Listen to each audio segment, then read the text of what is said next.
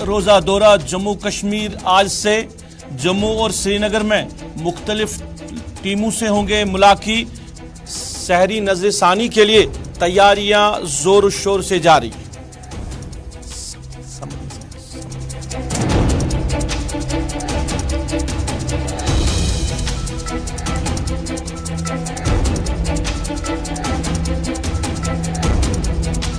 महकमे टूरिज्म की जानिब से 2 रोजा मानसबल फेस्टिवल का आज रस्म इफ्तिताह। सयाहों को मानसबल की तरफ रागिब करने के लिए प्रोग्राम का किया गया इनेकाद।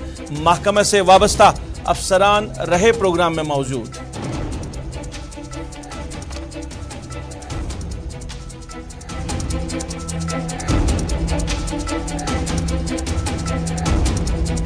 छानपुरा श्रीनगर में कायम अस्पताल बुनियादी सहूलियात से महरूम। डॉक्टरों की कमी की वजह से बीमारों को हो रही है मुश्किलात। इंतजामिया से तवज्जो की अपील।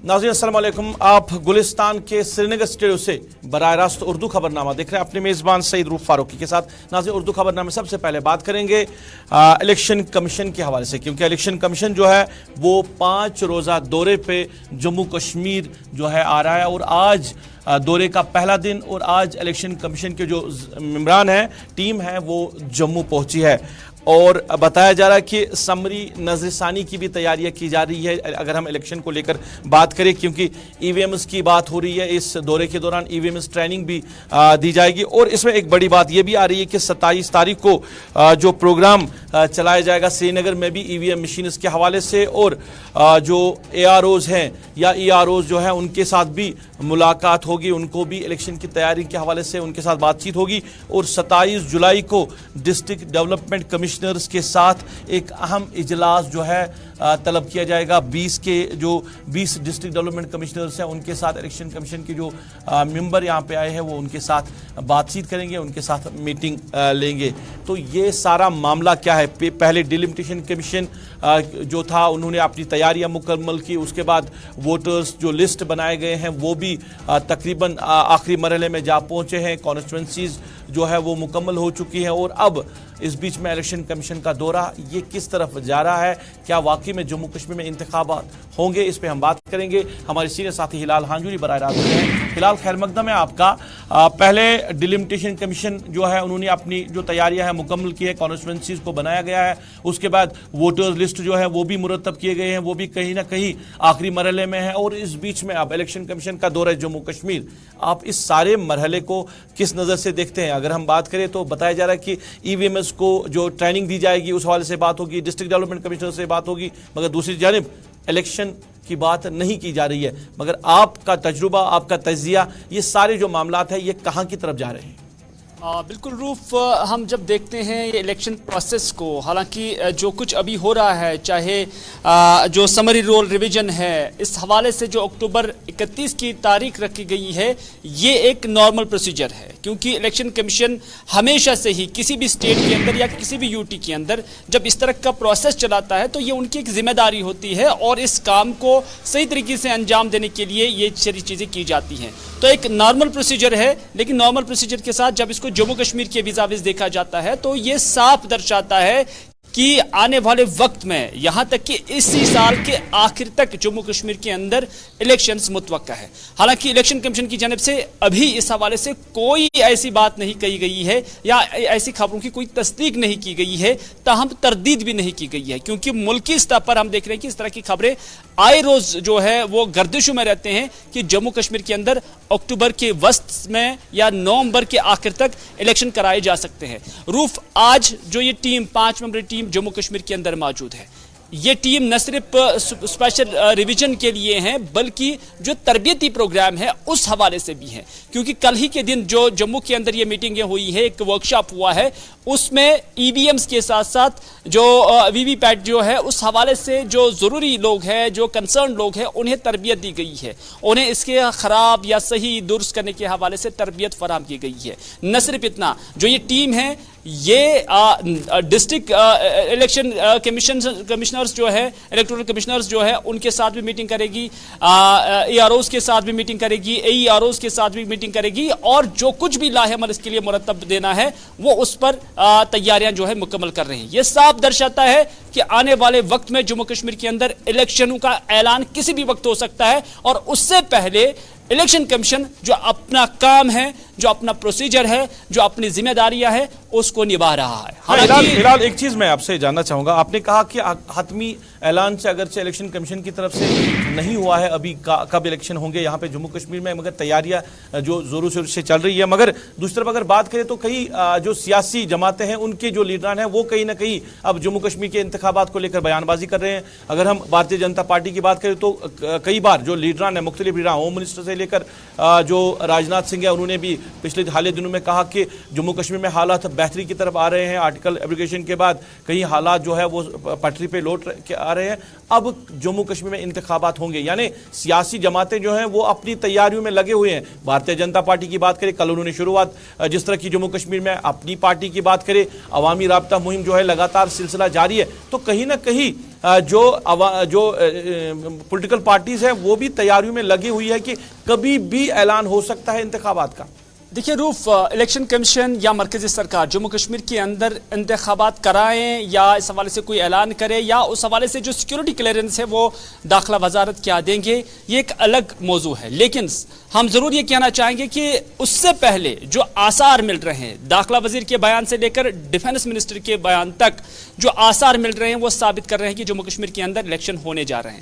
اور اسی کا احساس یہاں کی پولیٹیکل پارٹیز کو بھی ہے, کیونکہ ڈی ڈی سی الیکشنز میں یہاں کے پولیٹیکل پارٹیز خواب خرگوش میں رہی, کیونکہ گورنمنٹ آف انڈیا کی جانب سے یا سرکار کی جانب سے ایک دم اعلان کیا گیا اور اس کے بعد یہاں کی پولیٹیکل پارٹیز کو ایکسرسائز کرنے میں ٹائم لگا ہے اور انہیں بہت کم وقت ملا ہے, جس کی وجہ سے اب انہیں وہ احساس اور خوف بھی ہے کہ کہیں اس بار بھی الیکشن پہلے یعنی اسمبلی الیکشن سے پہلے اچانک اعلان نہ کیا جائے اور ہماری تیاری نہ ہو. اور یہی وجہ ہے کہ پی ڈی پی سے لے کر نیشنل کانفرنس سے لے کر اپنی پارٹی سے لے کر عام آدمی پارٹی سے لے کر بھارتیہ جنتا پارٹی, یہاں تک کہ کانگریس کی جانب سے بھی اب اس مہم کی شروعات کی گئی ہے.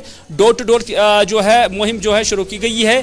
پی ڈی پی کی جانب سے نہ صرف کل بھی میٹنگ تھی, نیشنل کانفرنس کی جانب سے بھی میٹنگیں تھی, بھارتیہ جنتا پارٹی کی جانب سے بھی کل پروگرام تھا, اور اس کے علاوہ پی ڈی پی آنے والے دنوں میں بھی اب تیاریوں میں جٹی ہوئی ہیں. تو کہیں نہ کہیں الیکشن سے پہلے جو الیکشن کا ماحول ہے وہ سیاسی سرگرمیوں کے ساتھ جموں کشمیر کے اندر شروع ہو چکا ہے, اور عین مطابق جو اندازے لگائے جا رہے ہیں کہ اکتوبر کے وسط سے لے کر نومبر کے آخر تک جموں کشمیر کے اندر الیکشنز ہو سکتے ہیں. اور اس حوالے سے ہر کوئی پولیٹیکل پارٹی اپنے حصے کے لیے اپنا زور جو ہے لگا رہی ہے. بالکل, اور لوگوں کو مائل کرنے کے لیے بھی بیانات جو ہے وہ جاری کیے جا رہے ہیں. آپ نے ہلال بات کی ہے لوگوں کی عوامی رابطہ مہم جو ہے پولیٹیکل پارٹی کی طرف سے شروع کی گئی ہے. الطاف بخاری جو لگاتار جو ہے عوام کے ساتھ جڑے ہوئے ہیں, جو عوامی رابطہ مہم ہے اس کو چلاتے آ رہے ہیں, اور آج بھی کہیں نہ کہیں ان کا سری نگر میں ہی پروگرام ہے. پر بیانات جو ان کے ہیں وہ بیانات کافی کچھ کہہ رہے ہیں, کیونکہ حالیہ دنوں میں کل انہوں نے ایک بیان دیا تھا اننت ناگ میں جا کے, جہاں پہ انہوں نے جو یہاں کی پولیٹیکل پارٹیز ہیں National Conference P D P ان کی مخالفت کی, مگر ایک بیان انہوں نے دیا کہ میں جب سرکار میں آؤں گا تو کچھ اہم چیزیں جو ہے جموں کشمیر کے کر کے جاؤں گا. پاور کو جس طرح وہ فری کریں گے 50% وہ چھوڑیے, مگر ایک بڑا بیان یہ ہے کہ اسٹیٹ سبجیکٹ لا کو میں جموں کشمیر کی عوام کو واپس دلواؤں گا. کیا واقعی میں ایسا ہو سکتا ہے کہ یہاں پہ اسٹیٹ سبجیکٹ لا جو ہے وہ جموں کشمیر کی عوام کو واپس مل سکتا ہے؟ دیکھیے روپ, دو حصے ہیں آپ کے سوال کے. ایک یہ کہ جو چناوی منشور ہوتا ہے وہ تقریباً اپنی پارٹی نے اپنے ان جلسوں جلوسوں یا کنونشنز کے اندر جو ہے عوام تک پہنچانے کی کوشش کی ہے کہ اگر وہ حکومت میں آ گئے تو اس کے بعد وہ کیا کچھ کرنے والے ہیں. حالانکہ آفیشلی ان کا جو منشور ہے وہ سامنے نہیں آیا ہے. الیکشن سے پہلے ایسا کچھ ہو جائے گا کہ جب وہ باضابطہ طور پر ایک ڈاکومنٹڈ جو منشور ہے وہ عوام کے سامنے رکھیں گے, لیکن اس میں لگ رہا ہے کہ یہی ساری چیزیں ہوں گے جو انہوں نے کل لگ بھگ 10 کے آس پاس نکات گنے ہیں وہ ہوں گے. لیکن جہاں تک اسٹیٹ سبجیکٹ کا تعلق ہے, مجھے یاد ہے کہ سید محمد الطاف بخاری کئی بار پریس کانفرنسز میں یا میرے ساتھ انٹرویوز میں انہوں نے یہ بھی کہا ہے کہ اسٹیٹ سبجیکٹ جو ہے یا یہ کہیں نہ کہیں 35A کے ساتھ وابستہ ہے, اور یہ اس پر کوئی بھی فیصلہ لینے کا جو اختیار ہے وہ مرکزی سرکار کا ہے, پارلیمنٹ کا. اور دوسری بات, اگر اس میں کوئی پیش رفت ہو سکتی ہے, کوئی چینج ہو سکتی ہے, تو وہ آنریبل سپریم کورٹ کی جانب سے ہو سکتی ہے. اور کل انہوں نے یہ دعویٰ کیا ہے کہ اگر وہ حکومت میں آ گئے تو وہ اسٹیٹ سبجیکٹ لائیں گے. تاہم انہوں نے اس بات کی وضاحت نہیں کی کہ کیا وہ اسٹیٹ سبجیکٹ اسٹیٹ اسمبلی سے لائیں گے, کیا اتنا اختیار اسٹیٹ اسمبلی کو ہوگی یا یو ٹی اسمبلی کو ہوگی, یا کہ پھر وہ گورنمنٹ آف انڈیا کو مائل کریں گے اس چیز کے لیے. اس کی انہوں نے وضاحت نہیں کی. لیکن بائی اینڈ لارج جو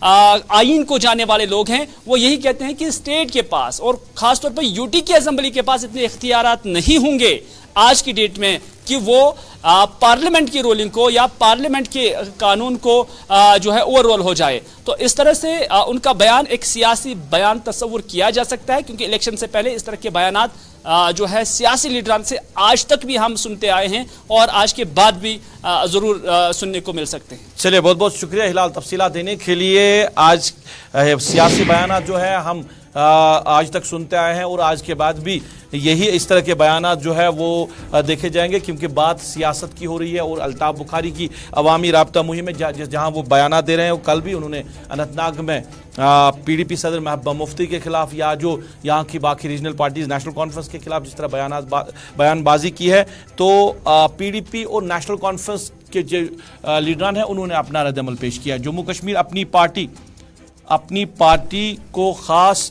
مقصد کے لیے بنایا گیا ہے, یہ کہنا ہے پی ڈی پی کے additional spokesperson Rauf Butt کا. ان کا کہنا ہے کہ جو اپنی پارٹی ہے اس کو خاص مقصد کے لیے بنایا گیا ہے, خاص مقصد کے لیے بنایا گیا ہے اپنی پارٹی کو. اور اب جب حالات بدل گئے ہیں تو محمد الطاف بخاری اس طرح کے بیانات دے رہے ہیں اور اس طرح الفاظ کا استعمال کر رہے ہیں. اور نیشنل کانفرنس نے بھی جو ہے الطاف بخاری کے بیانات کو لے کر بات کی ہے کہ الطاف بخاری کے پاس کوئی منشور نہیں ہے, اس وجہ سے وہ اس طرح جو ہے بیانات عوام کے سامنے دے رہے ہیں اور عوام کو مائل کرنے کے لیے اس طرح جھوٹ بولتے جا رہے ہیں. پی ڈی پی اور نیشنل کانفرنس کے لیڈران نے کیا کچھ کہا ہم آپ تک پہنچا رہے ہیں.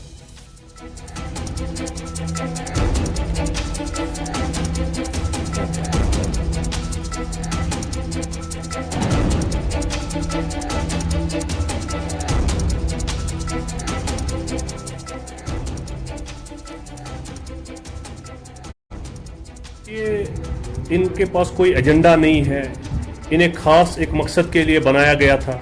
اب ان کو لگ رہا ہے کہ ہمیں یوز اینڈ تھرو کیا گیا. تو یہ تو ظاہر سی بات ہے, جب آپ اسٹیٹ سبجیکٹ کی بات کرتے ہیں اس کے معنی کہ آپ 35A 370 کو بحال کی بات کرتے ہیں. جو ہمارا ڈے 1 سے موقف ہے کہ 35A 370 ریسٹور ہونا چاہیے اور یہاں جو ہے مسئلے کشمیر پہ پیش رفت ہونی چاہیے, تب جا کے یہ خون خرابہ رک سکتا ہے. باقی جہاں تک ان کا سوال ہے, ان کا کوئی ایجنڈا نہیں ہے, ان کے ذاتی مفاد تھے جو اب سب کے سامنے یہ بالکل ایکسپوز ہو گئے. تو یہ ایک فرسٹریشن ہے, انہیں خود بھی معلوم نہیں ہے کہ ہم کیا کہہ رہے ہیں. یہ ان کے پاس کوئی ایجنڈا نہیں ہے. اسٹیٹ سبجیکٹ بول رہے, اسٹیٹ سبجیکٹ ہے کیا basically? State subject is basically a part of article 370. سو یہ ان کو اپنے دماغ میں مجھے لگتا ہے کوئی کنفیوژن ہے, یا تو ان کو 370 کے بارے میں کوئی معلومات ہے نہیں, یا تو وہ لوگوں کو بیوقوف بنانا چاہتے ہیں. مطلب ایک بات ایک جگہ پہ ایک سٹیٹمنٹ, دوسری جگہ پہ دوسری سٹیٹمنٹ. ہم بھی جاننا چاہتے ہیں ان کے دماغ میں ہے کیا, یہ کیا 370 کو مطلب یہ چاہتے ہیں وہ واپس آئے, یا یہ چاہتے ہیں کہ لوگوں کو 370 بھول جانا چاہیے. یہ اپنی ہی, میں کل ہی ان کا ایک سٹیٹمنٹ پڑھ رہا تھا جس میں انہوں نے بولا 370 کو بھول جائیے. سو انہوں نے صرف اور صرف کنفیوژن کریٹ کی ہے اور کچھ نہیں. ناظرین, بات ذرا کریں گے ٹورزم کے حوالے سے. اور اگر اس سال کی بات کریں, ونٹر سے لے کر سمر کی بات کریں, تو ایک اچھی خاصی تعداد جو ہے وہ جموں کشمیر میں سیاحوں کو دیکھنے کو ملی ہے, اور جس کے لیے محکمہ ٹورزم کے افسران کو سراہنا بھی مل رہی ہے سرکار کی طرف سے. اور اسی سلسلے میں آج محکمہ ٹورزم نے سیاحوں کو راغب کرنے کے لیے اور یہاں پہ لانے کے لیے مانسبل فیسٹیول کا انعقاد کیا. یہ 2 روزہ فیسٹیول جس کا آج رسم ابتدا سیکرٹری ٹورزم سرمد حفیظ اور ڈائریکٹر टूरिज्म डॉक्टर जीएन इत्तू ने किया है। एक अच्छी खासी तादाद जो है वहाँ पे लोगों की मौजूद रही, रंगारंग प्रोग्राम्स भी वहाँ पे किए गए हैं और मानसबल को प्रमोट करने के लिए, मानसबल में बाहर के सयाहों को रागिब करने के लिए इस तरह के प्रोग्राम का आज इनेकाद किया गया था।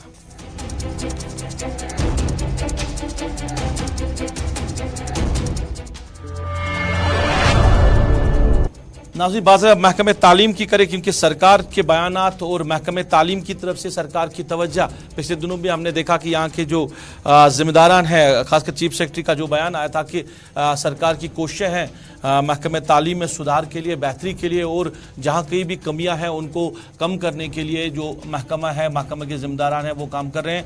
मगर अभी भी ऐसे इलाके हैं जहाँ पे स्कूलों की ऐसी हालत है जहाँ पे बच्चों का पढ़ना, पढ़ाई करना या तालीम हासिल करना बड़ा ही दुश्वार हो रहा है, क्योंकि अगर आपके किसी स्कूल में 150 के करीब तलबा व तलबात ज़ेर तालीम है और वहाँ पे सिर्फ 3 कमरे होंगे तो बच्चे किस तरह तालीम हासिल करते हैं, ये लोग जो है ये लोग सवाल करते हैं। और कई इलाकों से हम देख रहे हैं इसी तरह की सूरत हाल है जहाँ पे सरकार को फोकस करना चाहिए, काम करना चाहिए, नहीं हो रहा है और कोई जो ज़मीन सतह की तब्दीली है वो देखने को नहीं मिल रही है।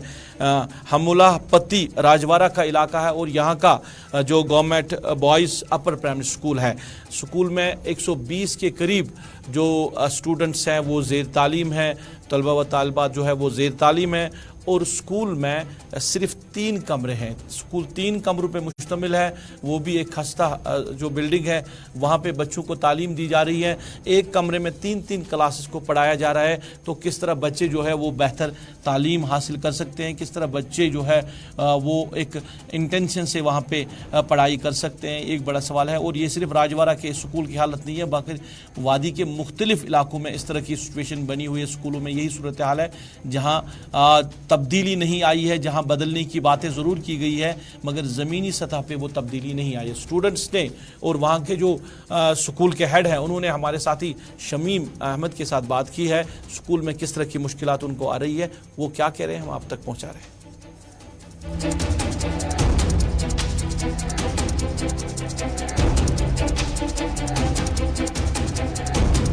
हमारे पास 9 क्लासेस हैं, 117 बच्चे हैं हमें, तो 9 क्लास में हम 3 रूम हमें अवेलेबल है यहाँ, तो 3 क्लास कमरों में हमें 9 क्लास बिठाने पड़ते हैं।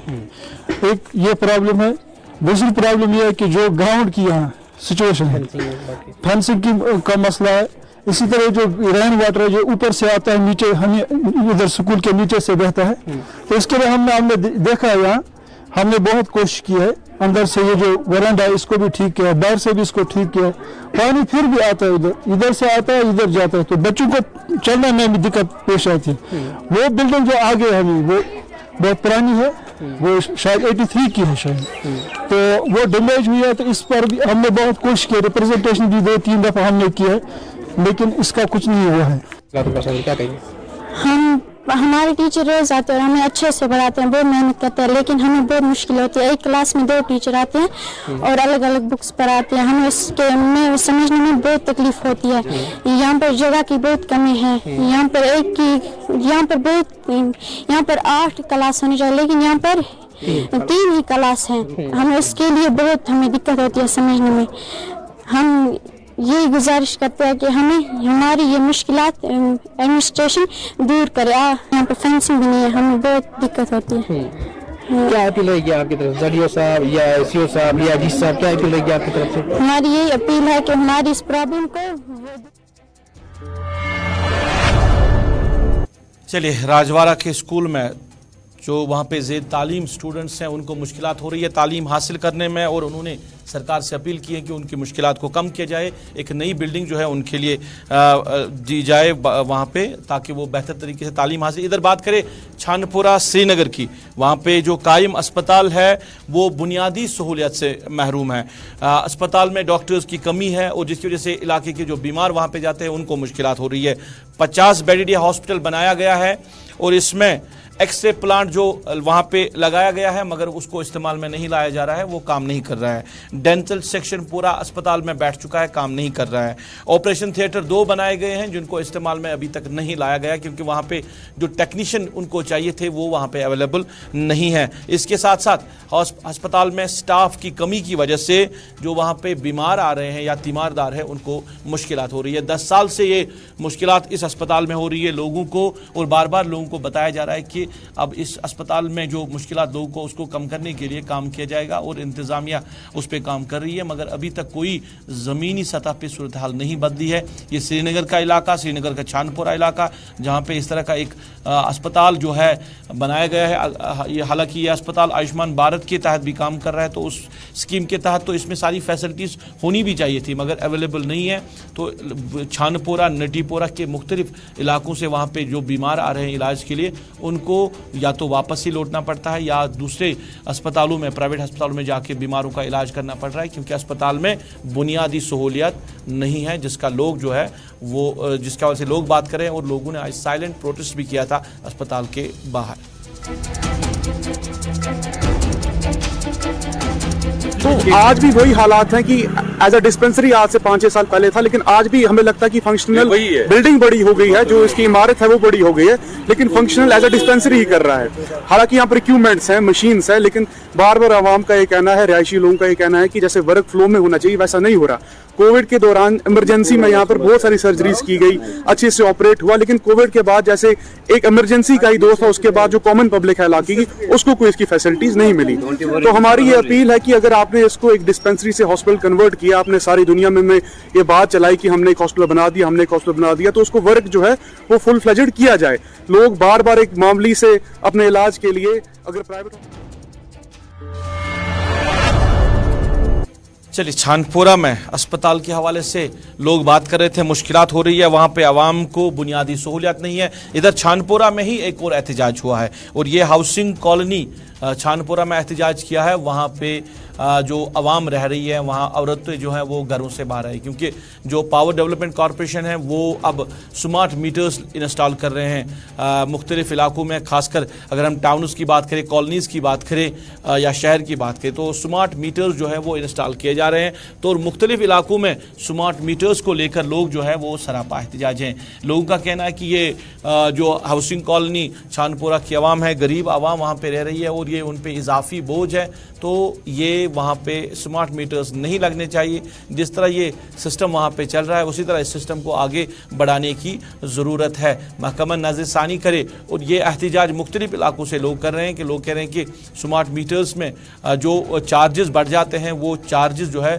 लोग नहीं दे सकते हैं। जिस तरह की मुश्किलात में अभी आवाम है, कोविड-19 की वजह से यहाँ का जो सारा कारोबार जो है वो काफ़ी मुतासिर हुआ। इससे पहले आर्टिकल एब्रिगेशन में काफ़ी वक्त बंद रहने की वजह से यहाँ की जो बिजनेस कम्युनिटी है उन पे काफ़ी असर पड़ा है। तो आवाम को मुश्किलात हो रही है, तो स्मार्ट मीटर्स ना लगाए जाए, ये आवाम की महकमे से अपील है।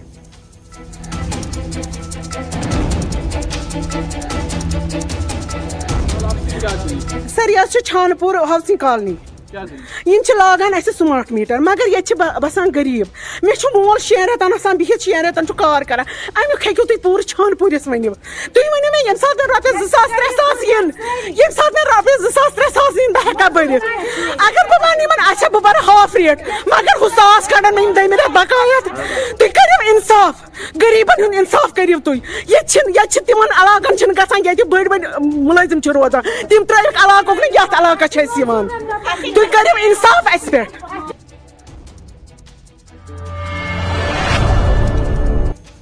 नाज़रीन, छानपुरा की आवाम एहतजाज कर रही है थी स्मार्ट मीटर्स को लेकर। यदि बात करें तो कोविड के मामलात में इजाफा हो रहा है। जम्मू कश्मीर में अब मामलात जो है वो बढ़ रहे हैं और इंतजामिया की लोगों से गुजारिश है कि जो SOPs है SOPs का पालन करें, मास्क का इस्तेमाल करें, गैदरिंग्स जो है उनको अवॉइड किया जाए। हालांकि यहाँ पे अगर देखें तो जो अहतमाम किया जाता है सरकारी सतह पे फंक्शनों का उनको तो अलाउ किया जाता है, मगर अगर कहीं और कहीं गैदरिंग होती है तो उनको लेकर बताया जा रहा है कि आप एहतियात करें और SOPs का पालन करें।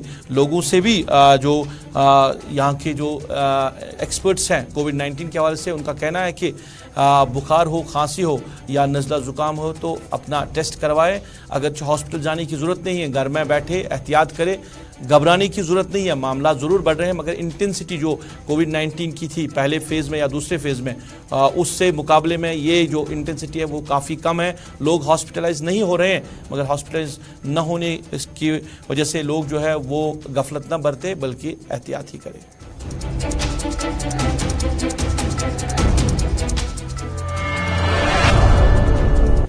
चलिए नाज़रीन, इसके साथ ही अभी तक के उर्दू खबरनामे से अपने मेज़बान को दीजिए इजाज़त। आप खुश रहे, आबाद रहे और हमें भी अपनी नेक दुआओं में याद रखें। अल्लाह आपका हमारा सबका हाफिज़ व नासिर।